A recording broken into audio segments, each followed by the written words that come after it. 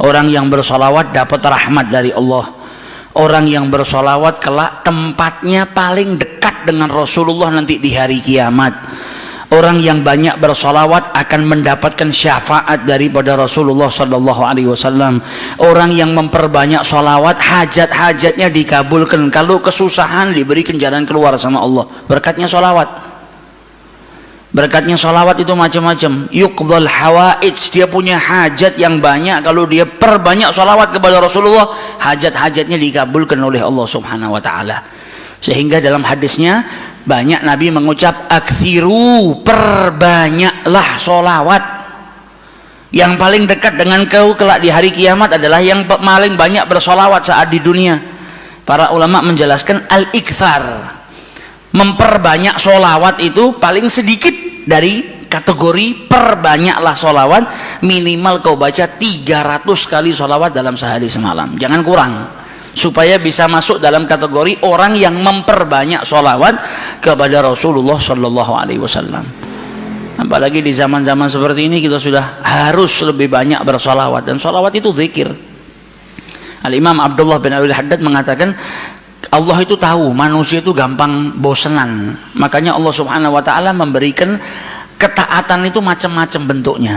Zikir pun macam-macam, ada astaghfirullah, ada kalimat tauhid la ilaha illallah, ada tasbih, ada tahmid, ada solawat. Karena manusia itu punya tabiah bosen, malal. Kalau zikir itu cuma satu, ditakutkannya nanti sumpek, bosen. Kalau bosen akhirnya dia nggak memperbanyak.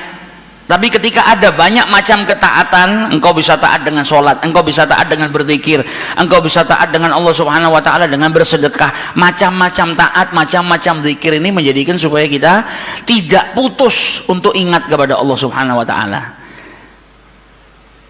Jangan sampai bosen. Pada dasarnya manusia itu cepat bosan, tapi bukan berarti terus saya bosan dengan istighfar, saya tak ganti ini. Jangan gantinya kita karena bosan, tapi diselang-seling supaya kebosanan tadi tidak timbul.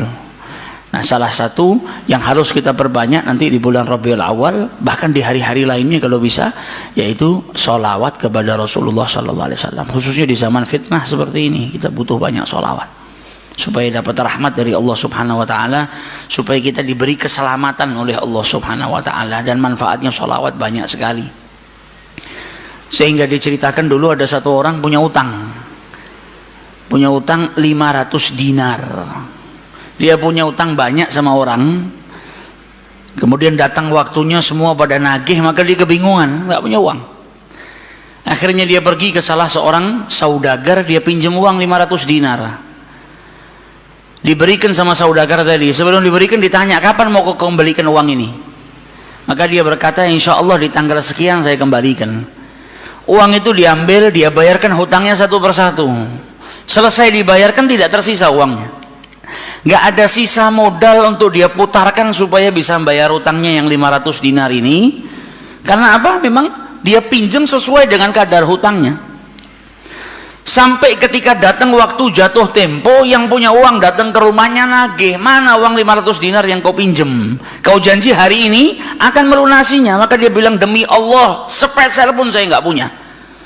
Saya belum mendapatkan apa-apa untuk saya bayarkan kepada dirimu. Maka yang punya uang nggak mau tahu. Engkau janji tanggal sekian mau kau bayar, sekarang sudah jatuh temponya, maka bayar hutangmu sesuai dengan ucapanmu. Dia bilang, saya nggak punya. Kalau begitu ayo pergi ke Qadhi, pergi ke hakim. Nggak benar ini perbuatanmu. Maka yang ngutang tadi dibawa sama yang punya uang ke hakim. Diceritakan perkaranya, ditanya sama hakim, kenapa tidak kau bayar hutangmu? Bukankah engkau berjanji hari ini akan melunasinya?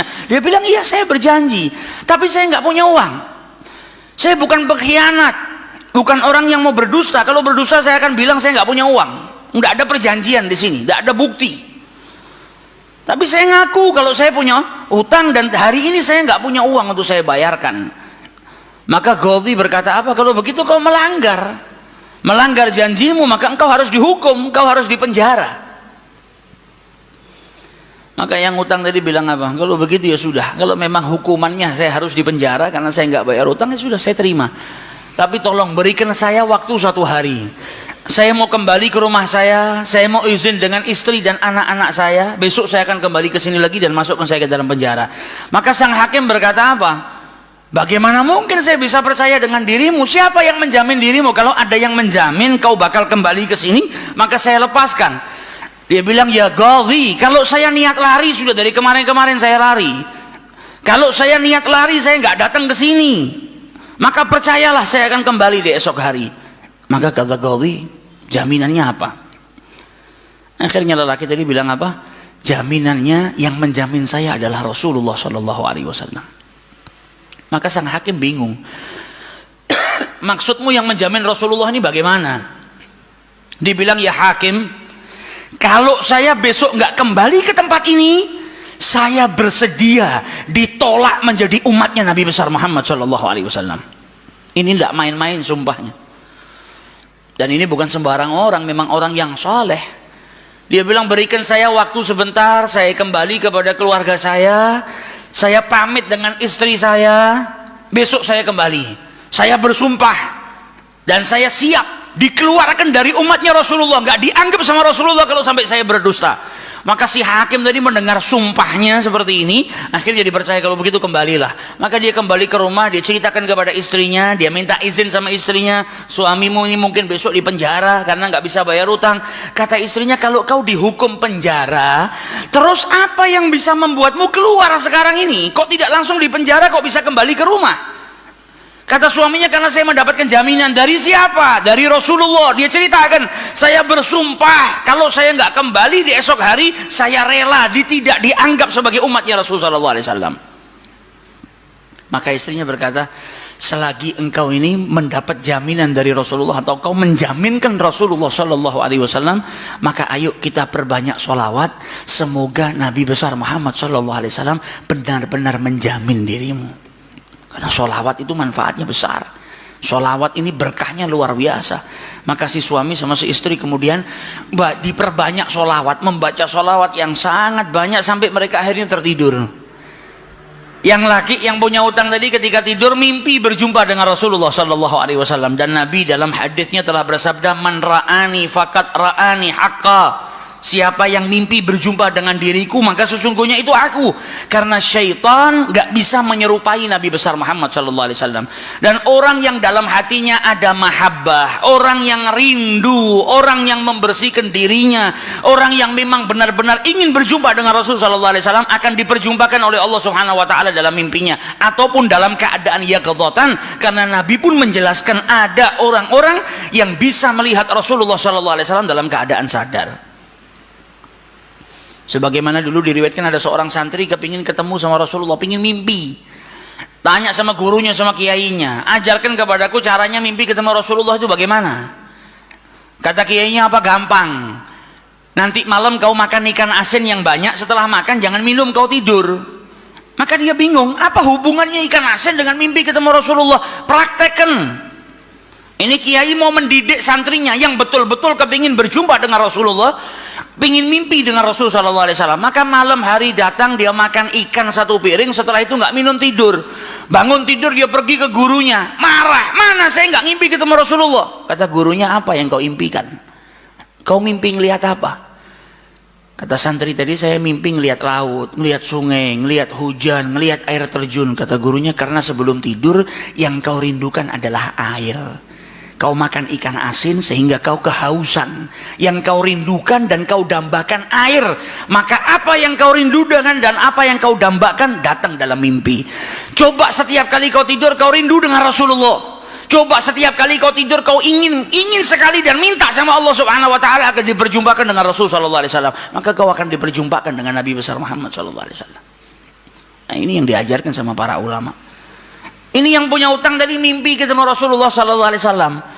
Dalam mimpinya apa kata Rasulullah? Kau jangan takut, jangan gelisah. Orang yang mahabbah, baca sholawatnya bukan sekedar baca, tapi baca dari lubuk hatinya, baca dengan penuh kecintaan. Mimpi berjumpa dengan Rasulullah dan berkahnya sholawat tadi bisa menyelamatkan orang, hajat-hajatnya bisa dikabulkan, dapat pertolongan dari Allah Subhanahu Wa Taala. Maka dalam mimpinya Rasulullah bilang apa? Besok pagi kau pergi, idhab ilal wali, pergi ke gubernur di tempatmu itu, bilang sama gubernur tadi, Rasulullah mengucapkan salam kepadamu, dan sampaikan kepada si gubernur, kalau setiap hari dia bersolawat kepada Rasulullah sebanyak 1000 kali, itu solawatnya sampai kepada Nabi Muhammad. Dan sampaikan kepada si gubernur, tadi malam dia itu kebingungan baca solawat sudah 1000 atau belum, ada salah dalam menghitung sehingga dia itu gelisah, saya sudah 1000 atau belum. Maka sampaikan kepada gubernur itu bahwasanya sholawatnya sudah sampai 1000, jadi dia nggak perlu gelisah. Bangun dari tidur, dia mau kembali ke Ghazi, tapi sebelumnya dia pergi ke wali, pergi ke gubernur tadi. Sampai di rumahnya gubernur, dia sampaikan, wahai wali, wahai gubernur, Rasulullah menitipkan salam kepadamu. Kaget dia. Orang yang selama ini dia sholawati, gubernur ini gubernur yang cinta kepada Rasul Sallallahu Alaihi Wasallam, tiba-tiba ada orang yang datang bawakan salam dari Rasul Sallallahu Alaihi Wasallam. Nabi Muhammad berkata kepadamu, wahai gubernur, sholawatmu yang kau baca 1000 kali setiap hari sampai kepada Rasulullah. Dan tadi malam ketika engkau kebingungan sholawatmu itu sudah 1000 atau belum, ternyata sudah 1000. Nabi ngabarkan kau jangan takut, jangan gelisah, karena sholawatmu seperti biasa, istiqomah kau baca, jumlahnya sudah 1000. Dan Nabi Muhammad minta engkau bantu diri saya untuk melunasi hutang. Maka saking gembiranya dapat salam dari Rasulullah, dapat kabar kalau sholawatnya yang selama ini dia baca sampai kepada Rasul Sallallahu Alaihi Wasallam. Ditanya utangmu berapa? 500 dinar. Diambilkan 500 dinar dari Baitul Mal. Setelah itu diambilkan lagi 2500 dinar dari uang pribadinya. Ini hadiah buat dirimu karena kau datang bawa kabar gembira kepadaku, yaitu Rasulullah Sallallahu Alaihi Wasallam mengucapkan salam kepadaku. Mahabbah. Kita belum tentu, kalau mungkin andai ada orang yang mimpi berjumpa dengan Rasulullah, kemudian Nabi mengucapkan salam kepada kita, belum tentu kita bahagia sampai bisa mengeluarkan harta seperti itu. Tapi orang-orang yang mahabbah, kecintaannya sama Rasulullah luar biasa. Maka dia pulang dari rumahnya si gubernur tadi bawa uang 3000 dinar. Utangnya cuma 500 dinar. Berkat sholawat dia bisa melunasi hutangnya. Maka dia pergi ke rumah qadhi, sebagaimana janjinya dia akan kembali. Dia ketuk pintu rumah qadhi, maka qadhi tadi ketika buka pintunya langsung memeluk orang tersebut, nangis yang luar biasa dan berkata apa? Alhamdulillah, berkat dirimu tadi malam saya mimpi ketemu Rasulullah Sallallahu Alaihi Wasallam. Kata Rasulullah apa? Kalau engkau membantu orang yang punya utang itu untuk melunasi hutangnya, maka aku akan membantumu kelak di hari kiamat. Diambilkan uang 500 dinar diberikan kepada orang tersebut. Sampai qadhinya pun diimpiin sama Rasulullah Sallallahu Alaihi Wasallam. Keluar dari rumahnya Ghazi bawa uang berapa? 3500 dinar. Dia pergi ke tempat orang yang dia utangi mau bayar utangnya.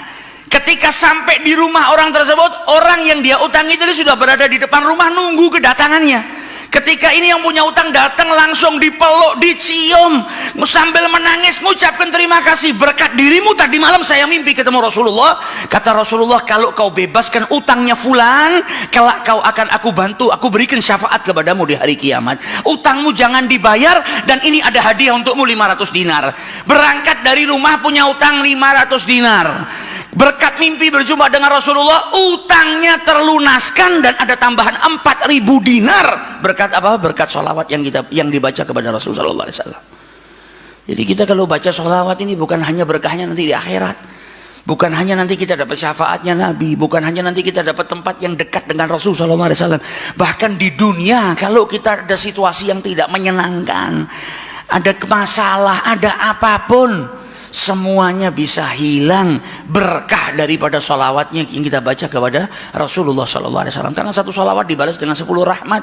Satu rahmatnya Allah, kita punya masalah sebesar apapun bisa hilang kalau kita mendapatkan satu rahmat dari Allah Subhanahu Wa Taala. Sedangkan orang yang bersholawat kepada Rasulullah Sallallahu Alaihi Wasallam, maka dia mendapatkan 10 rahmat daripada Allah Subhanahu Wa Taala. Maka dari itu datang bulan Rabiul Awal, ayo kita perbanyak sholawat kepada Rasulullah Sallallahu Alaihi Wasallam. Kita niatkan supaya berkahnya itu bukan hanya buat diri kita, tapi buat seluruh umat Islam, khususnya saudara-saudara kita yang saat ini di negara kita dipecah belah. Setiap hari kita dengar isu, dengar sesuatu yang semakin menjadikan umat Islam itu terpecah belah. Kita minta sama Allah melalui sholawat kepada Rasulullah Sallallahu Alaihi Wasallam agar berkahnya sholawat, berkahnya Rabiul Awal ini, umat Islam dipersatukan oleh Allah Subhanahu Wa Taala, tidak terpecah belah, menjadi umat yang kuat. Negara kita yang kemarin-kemarin sedang dilanda musibah, insya Allah berkat sholawat gak ada lagi musibah.